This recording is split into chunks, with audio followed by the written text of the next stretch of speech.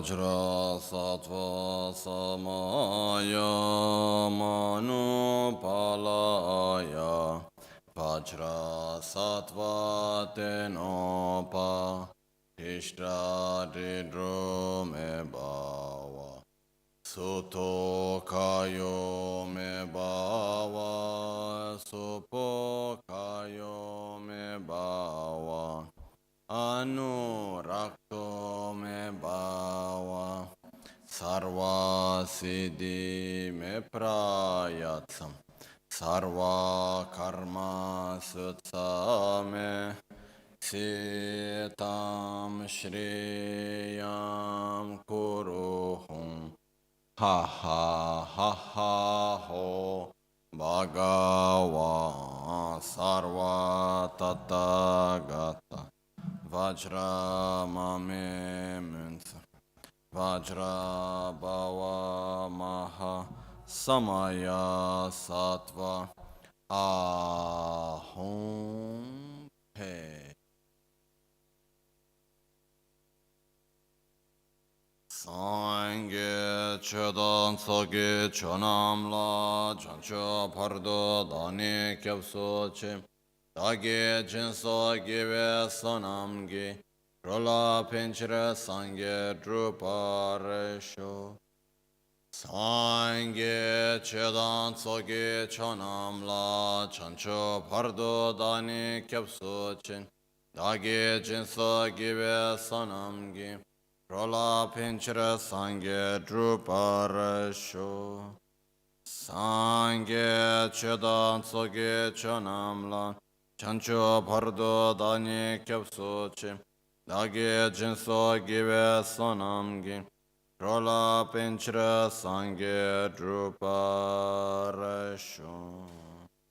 In the Buddha, Dharma and Sangha, I take refuge until enlightenment. To the practice of generosity and the other perfections, may I attain Buddhahood for the benefit of all sentient beings. Yesterday, we were seeing the part which was talking about impermanence. So the certainty of our own death, the certainty of the uncertainty of the moment of death, the certainty that the only thing that can help us in the moment of our own death is the actual practice of Dharma itself. So by reflecting upon the certainty of death and the uncertainty of the moment of death, and reflecting upon before that upon the preciousness of this life, we should generate this strong intention to make this life meaningful and to do it right now. We cannot wait. We really don't know how much time we still have within these conditions that we have right now. So with that can come one question, which is, okay, I really want to make this life meaningful. I really want to do something, but how can I do it? What I do now? I don't know. I feel lost. I really don't know how to move on. I really don't know what to do just by myself. If I am just by myself, I am already doing the best that I can do. So I need help. Because really, if I need to make this life meaningful, really if the objective for myself is to get out completely of the cycle of suffering, I need help. Simply by myself, I don't know even where to start from. Like having a long path that we want to follow, having the certainty that we want to go through it, but saying, okay, where do I start? How do I move along? I need someone to guide me on this path. Otherwise, just by myself, I am not able.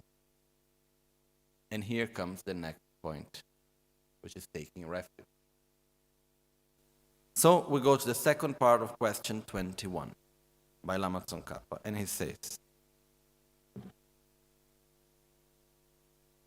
Gyula kulchewe te imigba nösho gyawe sonle chungwe jidar yoyang nge songi dunga gompe nge sogi dunga yongyang nge songi dunga gompe gomla nyongwa shama shik makena kyamdro yangda yo misi che mena tendra sibar ke len nugin jidar yo misina te gyumze kanyin.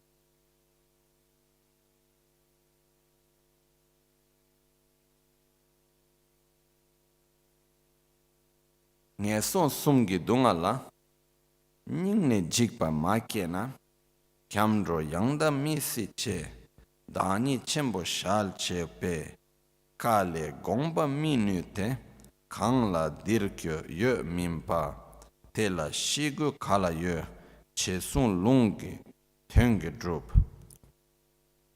Kyamdro nga tu tene cheba dile, ma tokpa, yila gomna gomlo ki gyak ker jidar da.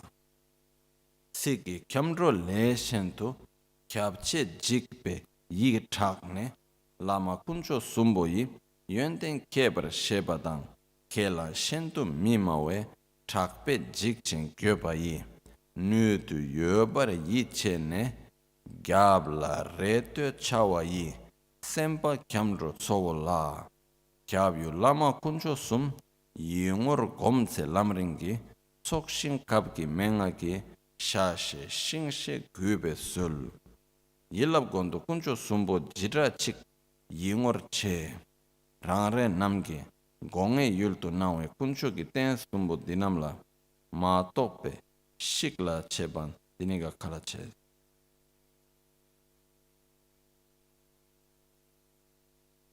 Okay. So we go the second part of question 21 and then we go also to question 22. Okay. So it goes. Page 29. Question 21b. Also, if it is said that it would be impossible to have a correct refuge without having gained a real experiential realization of the meditation on the suffering of lower realms, how many practitioners are there who are able to accept that it is possible to have a correct refuge without that experiential realization? If it is not possible, what's the reason? And then the answer comes in the third verse. It says, one cannot violate the words of you, the great personage who said, it is not possible to have correct refuge if there is no sense of fear from the heart in regard to the suffering of the three lower realms.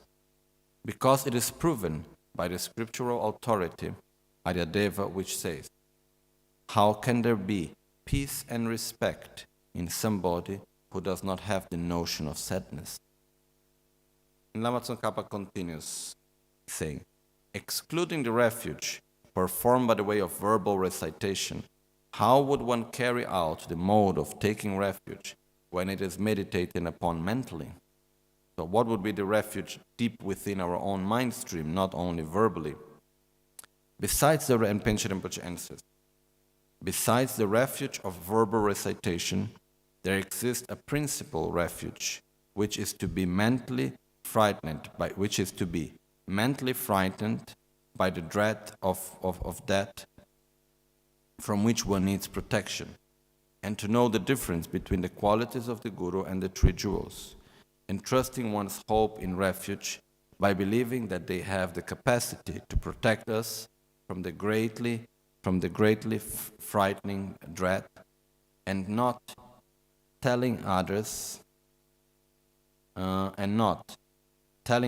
one's promise regarding refuge is the mental refuge. The object of refuge is of three: the Guru, and the object of refuge is of three: the Guru and three jewels. When meditating in the perspective of one's own mind, one can include the entire merit field of the gradual path to enlightenment and make request to them according to individual instruction. Okay. So, first of all, before we go to the details of the text, what it means to take refuge. Or better, how often do we take refuge? How many times a day? Like really taking refuge. I think we take refuge maybe 50 times a day. At least 20. Maybe more. It depends on the day. When I am thirsty, I take refuge in water. Okay? When I feel tired, I take refuge in sleep. When I feel lonely, I take refuge in Facebook. And like this, we can go on and on and on and on and on and on. Okay? What happens is that the concept of taking refuge is based on two aspects, which is called in Tibetan Jikpa and Tepa.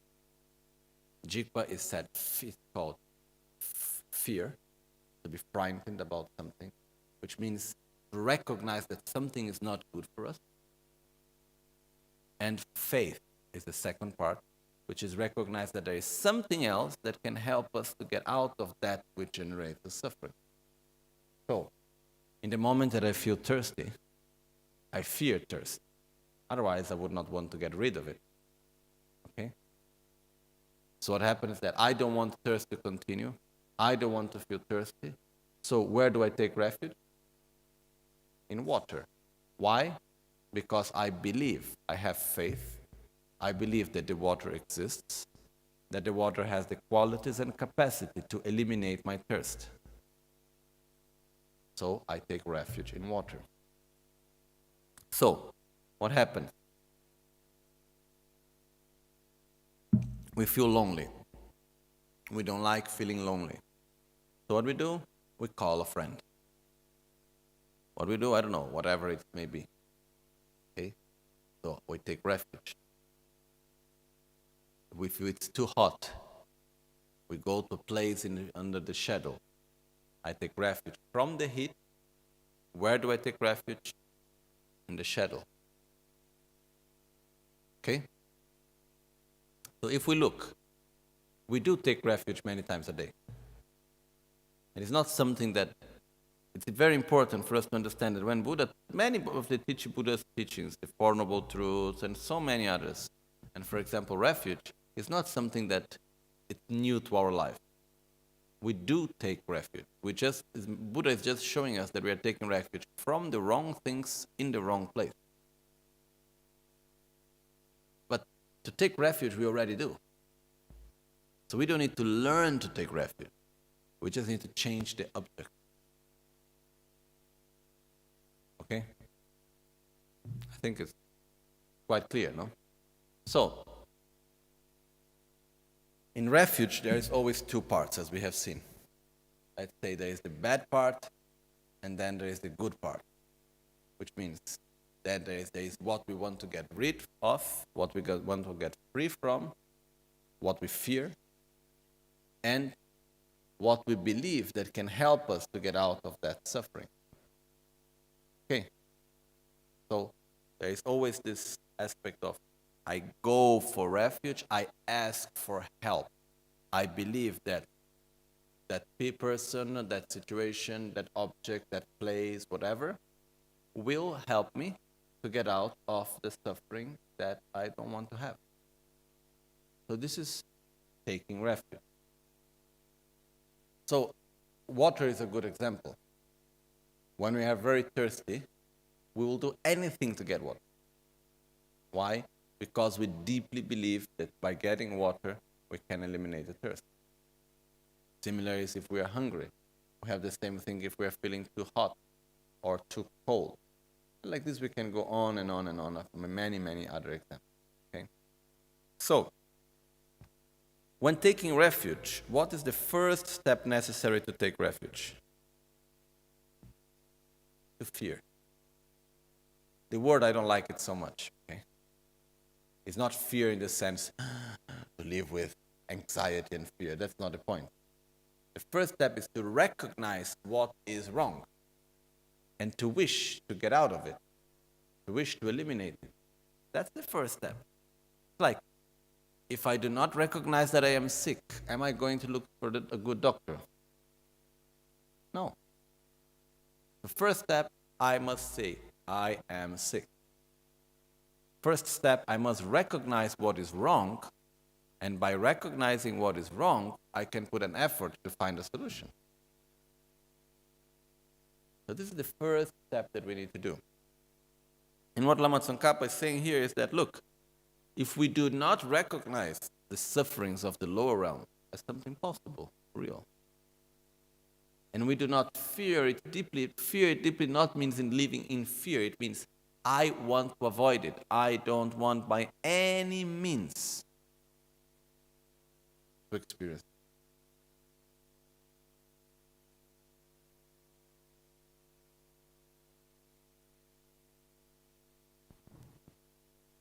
If we don't have that, what happens is that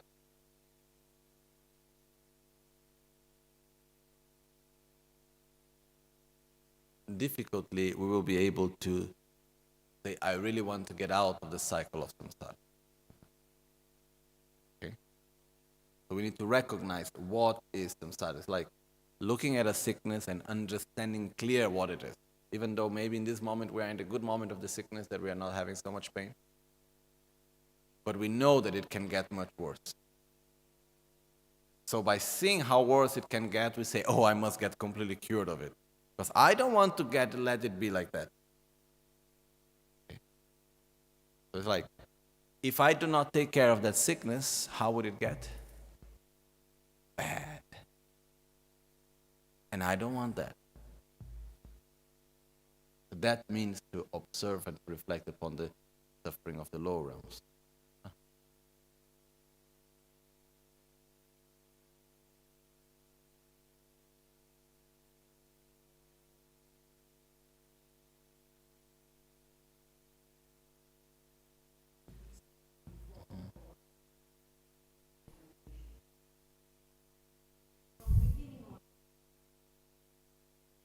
Here is the following.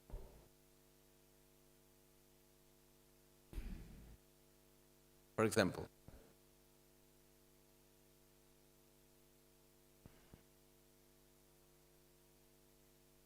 when you are driving a car, okay, do you fear an accident? In the sense that do you want to avoid an accident? Yes. You are not frightened constantly by the accident, but you are doing everything to avoid it, right? Which means you fear that accident. This is the point. Like, I don't want to have an accident. No. If someone comes and says, look, here's coming an accident. No, I don't want it. I will avoid it in any ways I can. I would not travel, I would stop, I would do anything, but I don't want an accident. This means to fear the accident. In this context, fear. Okay? It's like saying, do I want to be reborn in the lower realms? No. I will do anything to avoid it. This means to fear it. If I don't fear it, okay, let it come, fine, I will deal with it. If I don't fear the accident, it means, okay, let it come, I will deal with it, whatever. Okay? That's the point. That's when we say fear. Fear is not to live in the anxiety of fear. Fear is to recognize that something is to be avoided. And we will do anything to avoid it. Okay? So, the first step here is really for us to recognize the fear of the lower realms, because it is like, okay, we have a sickness which is called selfishness, and we are it manifests through something that we call samsara, the cycle of birth and rebirth. Birth, death, and rebirth. And now we are at a good moment of this sickness, let's say. But it can get worse. And I would not let it happen like this, because I already seen other people. I know that it's possible. I know that it is a reality. If I do not take good care, the infection can get big. And I can go into a lot of pain. So I don't want to let it be like that. So what I do, I take care of the sickness. I do whatever I need to do to take good care of my health, which means I avoid negative actions, I accomplish positive actions, I familiarize myself with positive aspects of the mind. Why? Because I know it's good for me, and also because I really don't want to go through really difficult states of mind. I don't want to go into deep suffering. Okay? So, taking refuge is like making this request deep from ourselves, asking for help. And we will not be able to make such requests if we don't recognize really the faults of where we are. And if we don't have the fear in the sense of recognizing the suffering that can come out of it. So, I just remember a friend of ours that passed away this last year. I think last year, 2 years ago. I really have bad memory with timing. Anyhow, not long ago. Her name was Patricia Beninca, and dedicated our marriage for her also. And she died of a liver problem. Anyhow, in her youth, she died quite young still, but when she was very young, she was married with a very famous rock singer in Italy. And they were in the middle of this very famous moment, making shows everywhere and so on, and in the middle of drugs. So she got addiction of heroin, and a very strong addiction. So finally she wanted to get out of her addiction, and she found one community in Canada that would help to get out of the addiction on drugs. So she went there, and she told me once her experience of going there and entering that place. And it touched me quite very much, the experience, the way how it happened. So she told us it was like this. When she arrived at the community, it was around 200 people, and you needed to ask for help. And you needed to ask, please accept me in the community. And they were sitting like this, like in a half circle, and you will be sitting in the front. And then you need to say, please accept me. I have this problem, I have that problem, the reason why I come here is this and that, and so on. And what happened is that they would answer, I don't feel you. Until they say, yes, we feel you. Otherwise, they would not accept you. If one person would not accept you from the community, you could not enter. So the whole community need to say, yes, we feel you. Then you can come into the community. And for some people, they would take like 2 days asking. And for her, she said it was few hours. And first she started just saying, oh, here I am, I have this and that, blah, blah, blah, blah, blah, blah. All the mental part of explaining, yes, I am addicted in heroin, I have this problem and that problem, and because of this and that. And people would just answer, we don't feel you. And then at a certain point, she doesn't know anymore what to say, she told me. She didn't know anymore what to say, so she started crying. She was desperate, and then she started shouting. And then people still were saying, we don't feel you. And then when she was actually able to go beyond that, and like it was a request for help from the deepest part, where her ego was completely smashed away. And she was a deep, deep request of help. At that point, people said, we feel you. And she told me that if it was not for that process, she would have never been able to go through the process that she went through. She would have given up very soon. Because it was not easy at all. She was very successful in stopping her addiction, but it was not easy at all. So, this request for help is essential in our path. Why? Because the path is not easy. That's true. It's not necessarily easy. But I always think that the spiritual path, the path of the Dharma, is the path of joy. But it's not easy. It's not a path of suffering. It's a path of joy. But it's not easy. But what happened to us many times is that very often we are a little bit, we get familiarized and we make some friendship with our problems and difficulties. And then we say it's like someone is stealing from us, and we say, okay, you are stealing from me. But anyhow, we are friends, I like you. Yes, you are harming me, but okay. Finally we find a compromise. You don't do too much harm. I don't do something to you, we are fine together. So we find many compromises somehow in this way in our life. And very often for us, we have this thing that we feel that the solution is more difficult than the problem itself. To put into practice the solution is more difficult than just keeping the problem that we already familiarized with. So we don't put effort to get out of it. We don't put effort to change. So in order to have such effort, we need first to recognize really that the situation is not good and I must do something to change it. Because maybe for the moment I am quite okay. But if I keep it going like that, it can get really, really worse. So when we think about samsara, now we are in quite a good moment.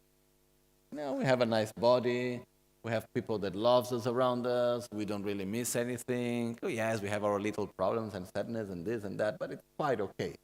We can cope with it quite well. But if we do not direct our mind positively, like many of us already do, but if we do not direct our mind positively, if we do not get familiarized with virtue, if we do not act correctly, and we just continue to follow anger and jealousy and envy and so on, in violence way, it can get really, really, really worse. So,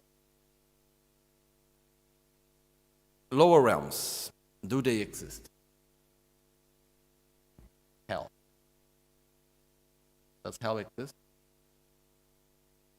So the question was that often it can happen that we enter into a mental game, trick, that is like we have a suffering.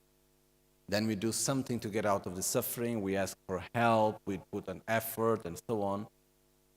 And then somehow it works, but then after some time the suffering comes back again.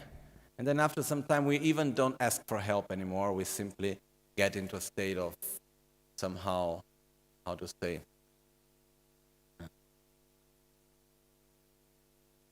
it's not acceptance, the right word. It's simply,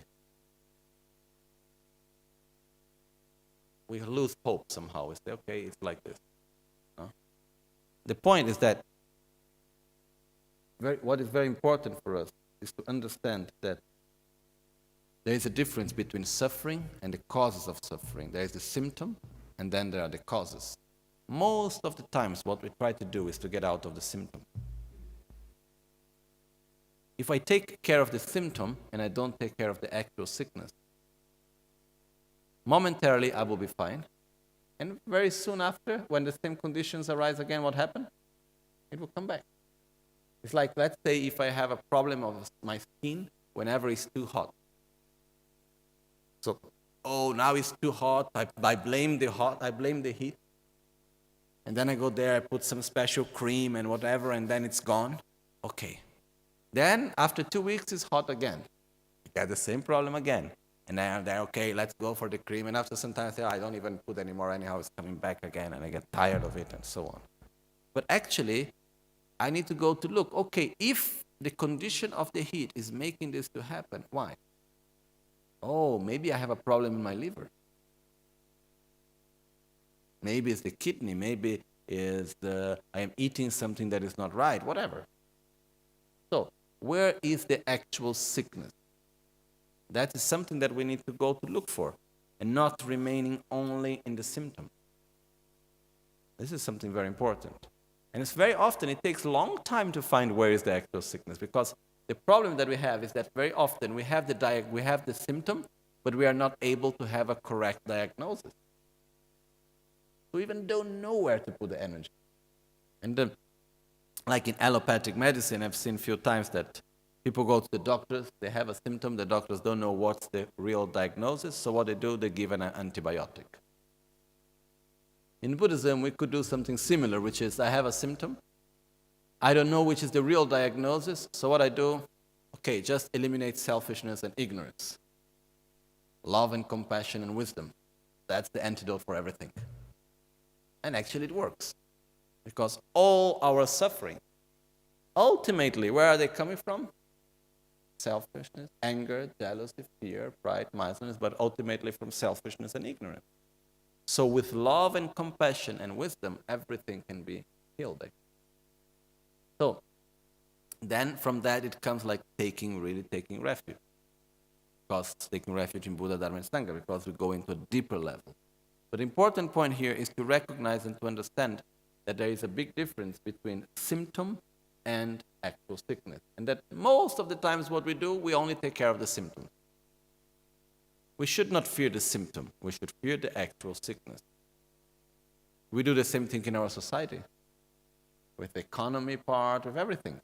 We just want to take away the symptom. The real sickness, who cares? The important thing is that the symptom is not there anymore. But what happens if we do not take care of the true sickness? The symptom will just come back again and again and again and again. Okay? So now, can we get really bad symptoms?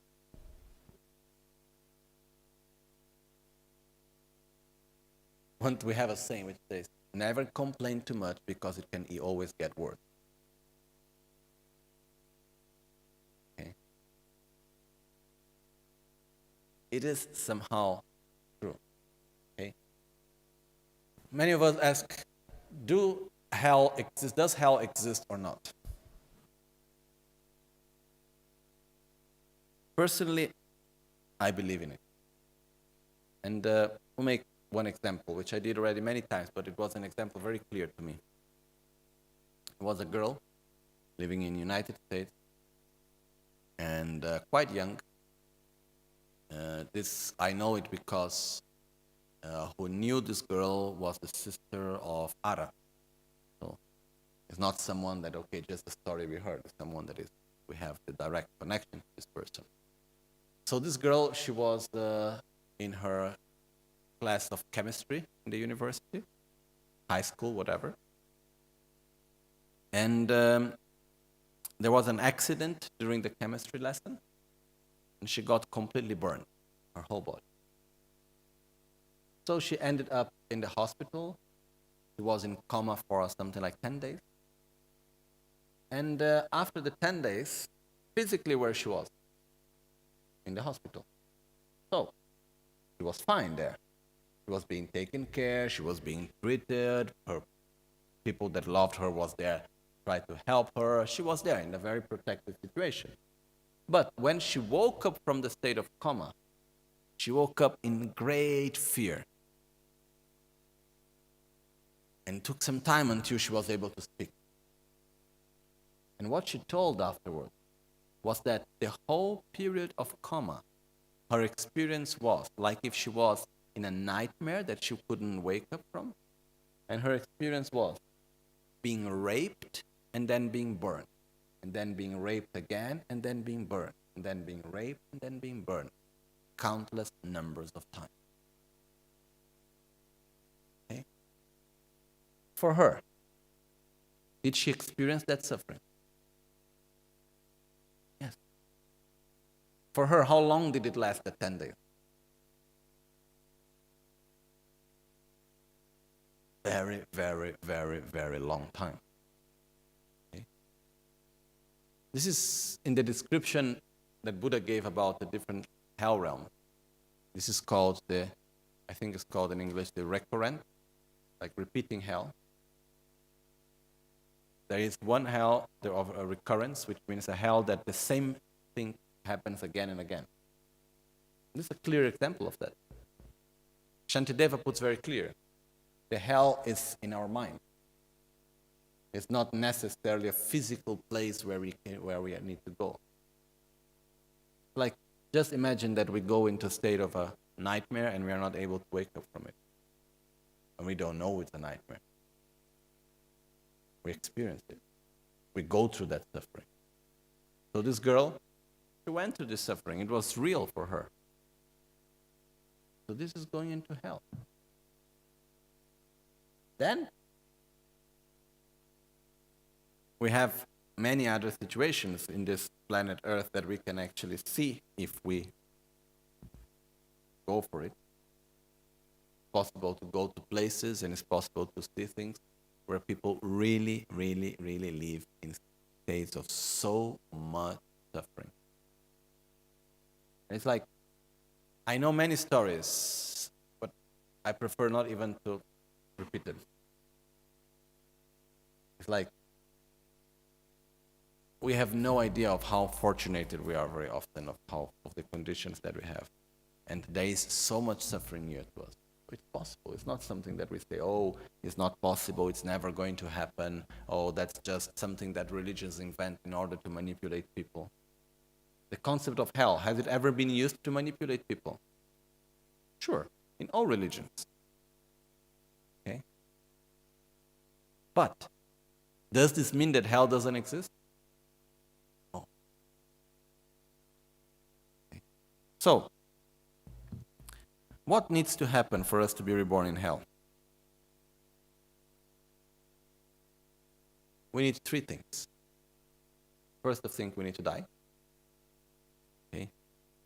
The conditions necessary to be reborn in hell. First, we need to die.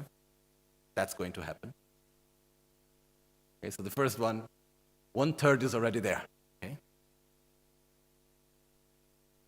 Second, we need to die with a bad state of mind, anger, hatred, in a negative state of mind. And we need to have a negative karma done somewhere in our life in order to access at the moment of death, to ripen as a cause for our negative rebirth. So let's put in the other order. First, we need to die. Second, we need to have some negative karma somewhere. I think we have that also, right? At some point, some stupid things we have done. All of us. We have all acted with anger, with jealousy, with envy. We did negative actions. We all have done that. So we have some bitter seeds planted in our mental continuum. Okay? So of the three things, two we already have. We are going to die, and we have no idea when. And the cause is to be reborn in a lower realm. We have already. The cause, because there is one important thing to understand. When we die, it's not that it happens like many of us think that we go to a judgment and then someone is going to put on a scale positive actions, negative actions, green light, you can go. Red light, go to hell. It's not like that. It has nothing to do with that. It's in the moment of death, according to the condition that we create, which is the inner state of mind in which we die, we will access one seed or another seed. One seed, one action is one karma, which is one cause that will bring one result, that in this case is rebirth. So, I can have done many wonderful things in this life, and that's very good. But if in the moment of death I access a bitter seed, what will be the result, the taste of the result? It will be bitter. Like a few days ago, we were going through the 12 links of independence. No? There we can understand all of this more clear. But the point is that in the moment of death, if we access a negative cause that we have done in the past, we will have a negative rebirth. This doesn't mean that all the positive things we have done are lost. No. They are there, and then we will have the results of them later. But at that moment, that's the result that we will have. So, how much does it take? What is there between us and hell? What is there in between us and hell?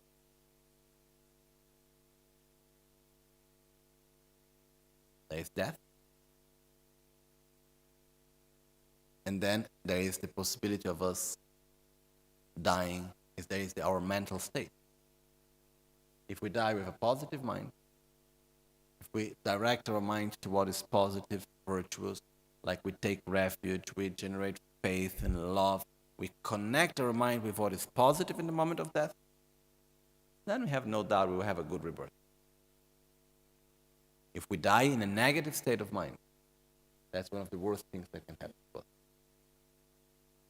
Because then, this will access a negative state, which will bring us a negative result.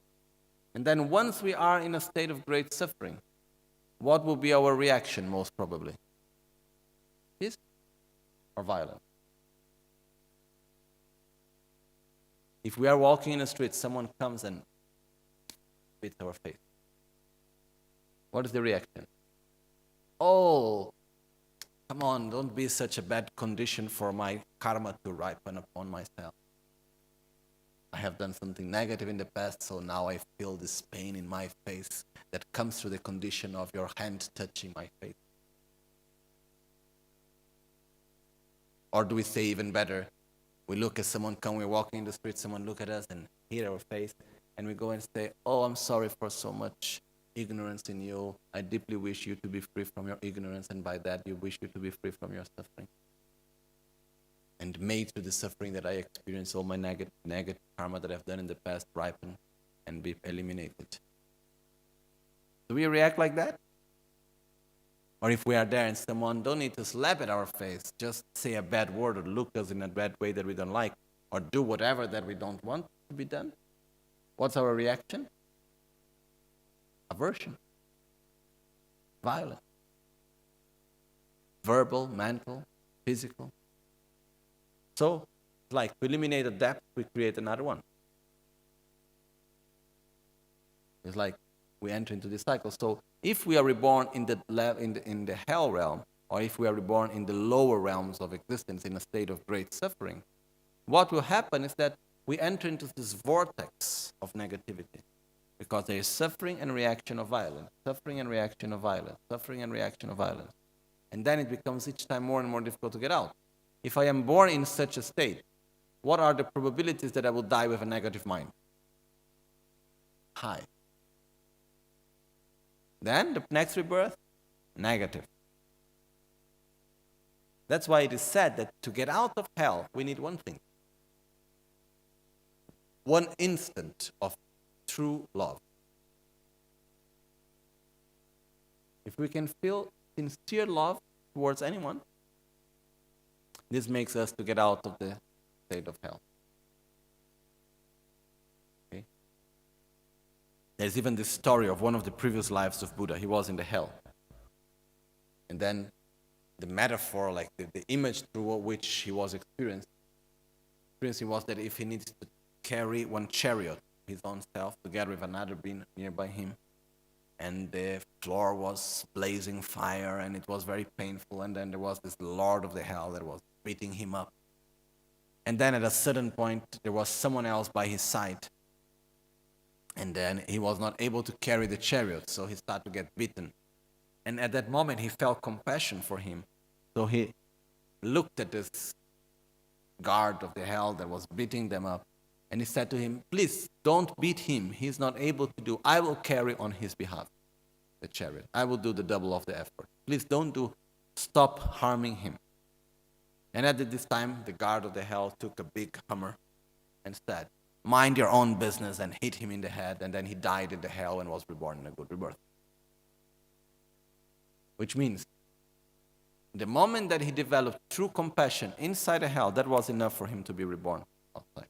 The hammer was just a condition for dying. So, the point is, I want to avoid hell. I want to avoid any rebirth of great suffering. Okay? So, what do I need to do in order to avoid such rebirth? I need to get familiarized with virtue. I need to get familiarized with a positive mind. I need to connect myself with what is positive during my lifetime now, so that I can assure myself that in the moment of death, which only spontaneous things come out. We cannot go in the moment of death, oh, wait a little bit, I need to remember one thing I don't remember right now. It will only what comes deeply spontaneous inside of us. That's what is going to come out. So I need help. That's why I need to take refuge. Because Guru, Buddha, Dharma, and Sangha, please help me. You that know the correct path, please help me to know virtue. Because I don't want to go into that way. And this is, I'm sorry to say, but sometimes I feel that one of the difficulties we have on all this subject, that we come from a strong background of the monotheistic religions. Okay? Christianity and Judaism. So, nothing against the religions, but it has an approach regarding hell and so on, which is very different than the approach in Buddhism. Okay? There is no concept of being punished for anything. Hell is not a punishment. Hell is the result of a negative interdependence. So, causes, conditions, result. And then it's not forever, because when we create a positive interdependence, then we go into a positive result. Okay? So, the point here is to say, yes, things can get bad in life and after life. So, after this life also. So better I do something about it. Better I take good care. Better I should avoid the conditions and the causes for suffering. Because I don't want to suffer. I fear suffering. I fear to be reborn in the low realm. I don't want to be reborn as a cow, as a mosquito. I don't want to be reborn as a hungry ghost or any wandering sort of spirit or any type of life which is just by survival when there is constantly fear and no, that's too much. So, and even if we do not believe in reincarnation, within this very lifetime, can things get bad? So I want to avoid this. How? By acting correctly, by familiarizing myself with what is positive, with virtue. And we have this opportunity, which is wonderful. We don't need to live in fear of the hell. That's not the point. It's not like, I don't want to hell. It's not having fear. No one is here to impose fear. But it's to understand it's possible that things can go bad, so I want to avoid it, so I don't want to go bad. So I have this beautiful opportunity of avoiding it, of actually directing myself to something very wonderful and positive. So let's do it. But often, if we do not see the deeper level of suffering, we will not make the effort to avoid it. Because to avoid it takes some effort. And we are lazy by nature. Like, let's say that we feel very good, healthy, okay? I feel healthy, I feel good. And then there I am drinking something and eating something and having a lifestyle that is not good for me. And then comes someone and say, look, that's not good for you. You shouldn't have so much sugar. You should sleep more. That's not a good lifestyle. Look, be careful. And you say, oh yes, I know, but okay, I am fine. It's not harming me. And then we come and we say, no, the point is not that you are suffering now, that you are creating the causes to have a big suffering tomorrow. And then if we understand where it can take us, then we avoid it. Because, for example, to change our daily habits, is it easy or difficult? Difficult. It takes effort, right? The way how we eat, the way how we behave daily, and so on, it's difficult. But in the moment that we see the results that it could bring to us, then we put an effort to change. If we don't see that, okay, who cares? In the moment that we understand that the amount of sugar that we have is one of the main causes of us getting cancer, and we see someone with cancer, what we do? We avoid sugar. Even though now I am fine. So this is the point here is, I want to avoid anger, I need to avoid jealousy, I need to avoid envy, I need to avoid all these negative actions. Why? Because they are too expensive. If I let myself always act with these mental defilements, I'm going to get more and more used to it. And then if I am not able to avoid getting angry with stupid things right now, how will I be able to deal with it at the moment of my death? In which the conceptual mind is not functioning so well anymore. Impossible. So I cannot let myself be driven by this mental defilement. I must do something about it because that's too harmful. It's too expensive. So I must avoid it. And for that, please, Guru Buddha, help me, because just by myself I don't know how to do. Please show me the path. Please be by my side. Please bless me. so that I can avoid all the negative actions, I can avoid all mental defilements, I can have a lifestyle that is positive, I can familiarize myself with what is virtuous. So by that way, I will assure myself a positive future in this life, in the next. Simple as that.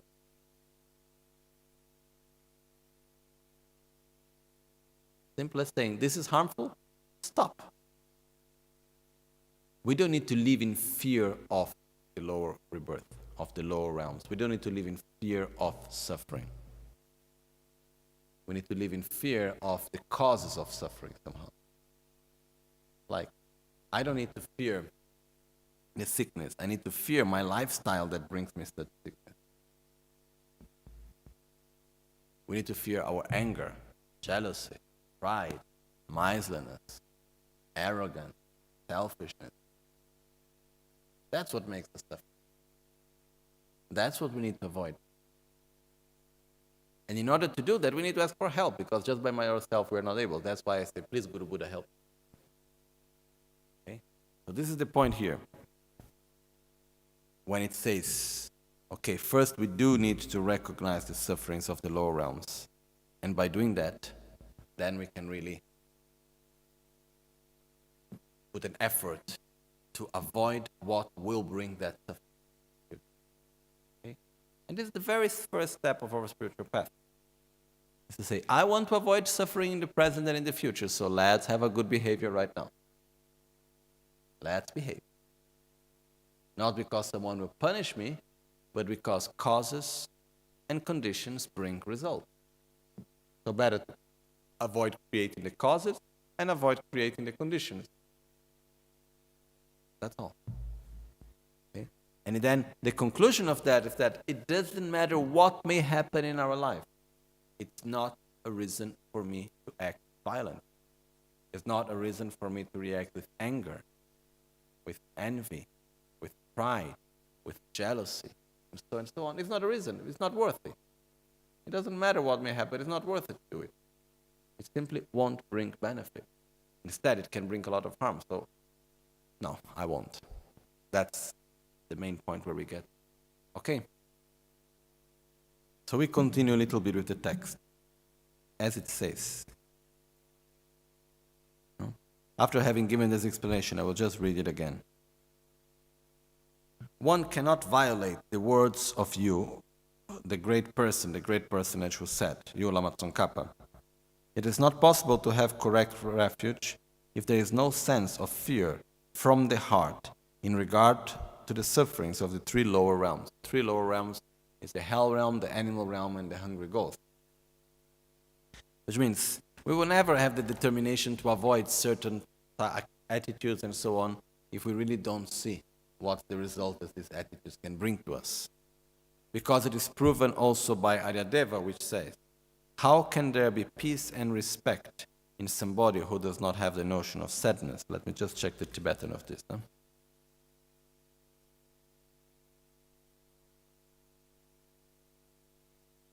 Kale gongwar minute kanla dirkyo ye mingpa kanla dirkyo ye mingpa dila shigu kala ye.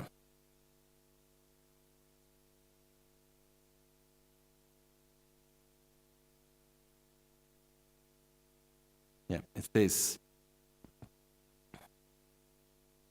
because peace, it comes from the concept of pacifying. How can I have the wish to pacify something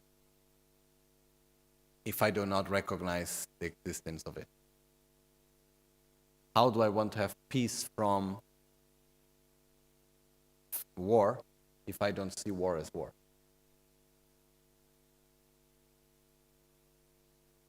How do I want to reach a state of health if I don't see the sickness as sickness? Are there people that don't see the war as war?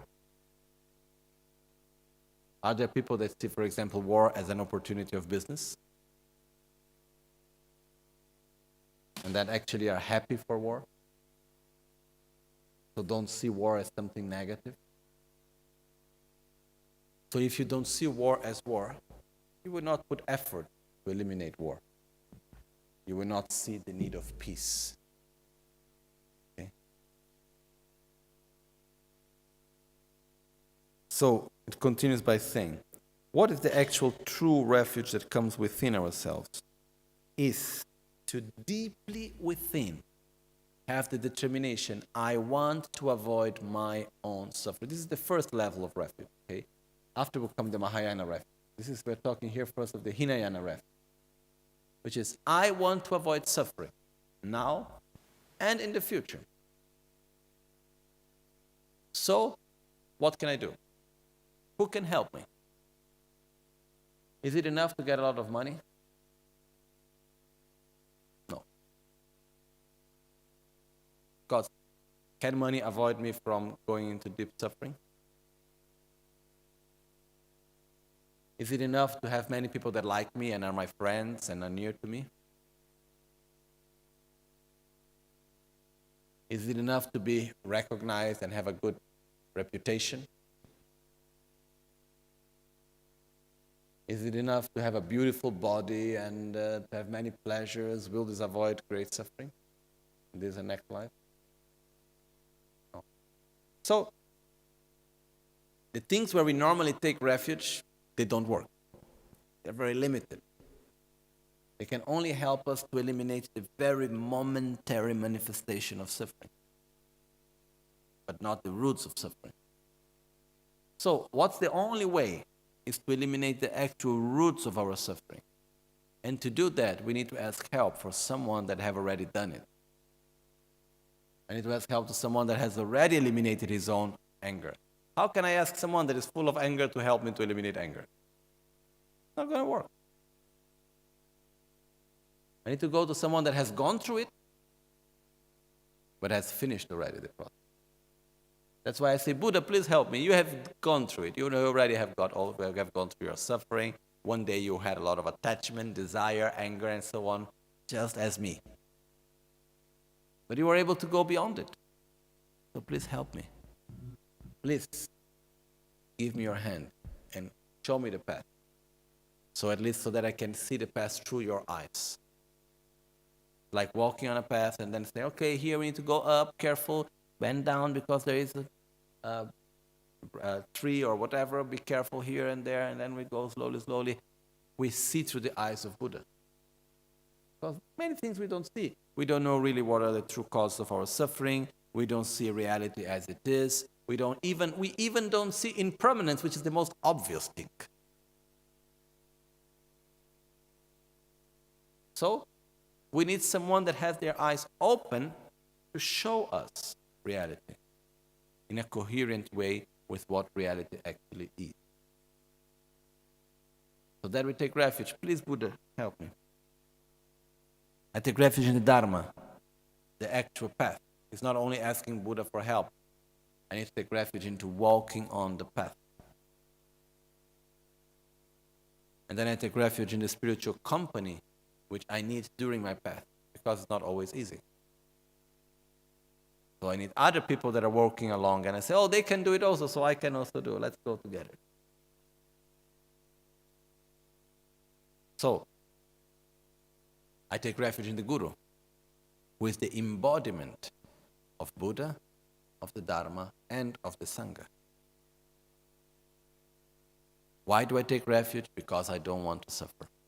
Now, the suffering I have right now, and I want to avoid suffering in the future, and I know that the things can get worse, and I don't want them to get worse. So that's why I take refuge. And once I take refuge correctly, and once I have a good behavior, good attitude in my daily life, then there is nothing to fear, because I am living and in a positive interdependence. So I have nothing to fear. Okay. There is one text. I don't remember the verse precisely here, but it says, I take refuge in the two jewels out of fear of suffering. And by having fear, may I be free from fear. Which means, by fearing suffering, may I take refuge, and by that, I have certainty that I have a behavior that I will be totally free from any fear. It's like, I want to avoid to have an accident. I really don't want to have a bad accident as I am driving. So I take refuge into many precautions, safety. And once I have all the precautions of safety, I am free from every fear. Similar to that. It's saying, I don't want to suffer, so I will not have anger, I will not act violently, I will respect others, I will act with compassion and love, I would develop wisdom and try to relate to existence in a coherent way with things how they are. And by doing that, I have nothing to fear. So finally, because out of fear, I end up having nothing to fear. That's the result. Okay? I think it's quite clear, no? Okay. Just one last thing. We have gone through now the part of seeing refuge, and there's another 2-3 questions about refuge still to come. We'll see this tomorrow. Today I wanted mostly to go to the main points of refuge, understanding it, and talking also about this subject, which is not so welcomed very often in West, which is to talk about the lower rebirth and suffering and so on. But the important thing is that it should not be a state of suffering to think about suffering. It's like if I go to the doctor, okay, and the doctor makes a diagnosis that I have a very bad sickness. The doctor says, look, you have these sicknesses, that's why you are having these symptoms now. And if you do not take care, the sickness can get very bad. You can have this problem, that problem, that problem, that problem can get really terrible. But if you change your diet, you change your behavior, if you take the right medicine, then what happens? Then you can actually get free, you can avoid that suffering completely. So, thank you, doctor, that you gave me this diagnosis. I'm so happy that I know that I have this sickness, because then I can change my behavior in order to avoid such suffering in the future. So when we talk about the lower rebirths, it's not as something like I am condemned to have that suffering. No. Luckily, fortunately, I know that this can happen, so I need to change my behavior right now, because it's not only being given to me this suffering, it's also being given me the solution in order to avoid that suffering. It's like stop eating sugar and white flour. Similar to that, we need to say stop acting with anger and jealousy and envy. Okay, do exercise, act with love and compassion, meditate every day. We have everything. We have all the tools in order to avoid the suffering and to bring ourselves to a state of good health, mental health, physical health, spiritual health, in order to bring us to a state of great joy. We do have all the tools to do that. How wonderful, how joyful. Okay? So this is the attitude through which we should reflect upon suffering. It's not, oh, I'm going to suffer so much, all the lower realms, why? No, it's not. No one is condemned to suffer. It's just a matter, if we follow a negative interdependence, we will suffer more. If we follow a positive interdependence, we will have a life of more happiness and joy. That's it. And someone is just showing this to us. So we say, thank you, that's so good. Okay. We do the final dedication. Gyaltsen Lama kutse rabten chi namkar tinle chochur gepadang Losang tempe drume sasumgi drove Michel tatu ne gyorchi Nimo dele tsendele nime kuyan delekshin Gyaltsen takto delekpe, poncho sumke jingelo, poncho sumke ngodrup tsol, poncho sumge tashisho. At dawn or dusk, at night or midday, may the three jewels grant us their blessings. May they help us to achieve all realizations and sprinkle the path of our lives with various signs of auspiciousness.